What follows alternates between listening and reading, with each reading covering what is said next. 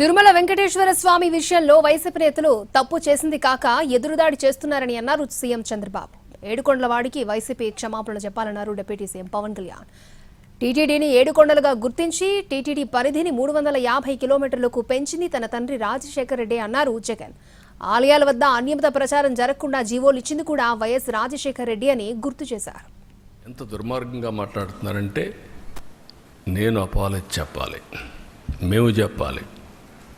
రెండోది బూతులు తిడితే కూడా భరించాలి.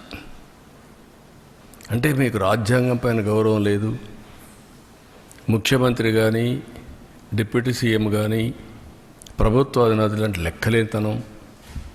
ఎక్కడికక్కడ మీ ఇష్టానుసారంగా రౌడీజం చేయాలి. రౌడీజం చేసి మీరు అనుకునిందే వాస్తవాన్ని ప్రజలు మెప్పించాలి అంటే అంత నిస్సహాయం మేమందరం.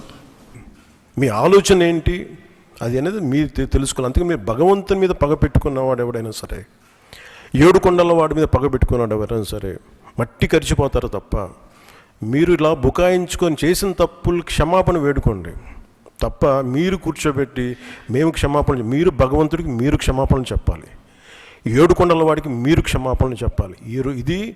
ఈరోజు మీరు మాట్లాడుతుంది ఈ రోజుతో ఆగదు. ఇది ఐ విల్ మేక్ షూర్, మా కూటమి will make sure that you will be liable everyone, ప్రతి ఒక్కరు కూడా. ఎంత టైం పడుద్ది, ఏం టైం పడుద్ది అనేది సిబిఐ ఫర్దర్ రిపోర్ట్ రావాలి, అది కేసులోకి మన కోర్టులకు వెళ్ళాలి. అన్నీ అయిన తర్వాత ప్రతి ఇది అయితే మేము 100% దీన్ని వదలం.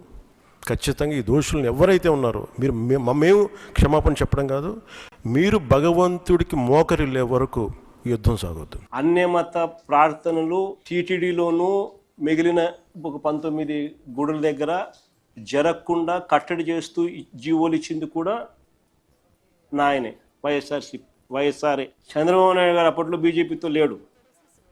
ముస్లిం ఓట్స్తో పనిపడింది, క్రిస్టియన్ ఓట్స్తో పనిపడింది. అప్పుడు ఇదే చంద్రబాబు నాయుడు గారు ఏమన్నా 2009లో 746 జీవో 747 జీవో వైఎస్ఆర్ గారు ఇచ్చినారు, మేము వచ్చినా క్యాన్సిల్ చేస్తామన్నాడు. ఇది హిస్టరీ. 2009లో చంద్రబాబు నాయుడు అన్న మాట. జీవో నెంబర్ 746, జీవో నెంబర్ 747 మీ అందరికీ తెలుసుకోవాలి. ఏ రకంగా చంద్రబాబు నాయుడు గారు ఏ పార్టీతో ఒక పార్టీతో ఉంటే ఆ పార్టీ పాట పాడతాడు.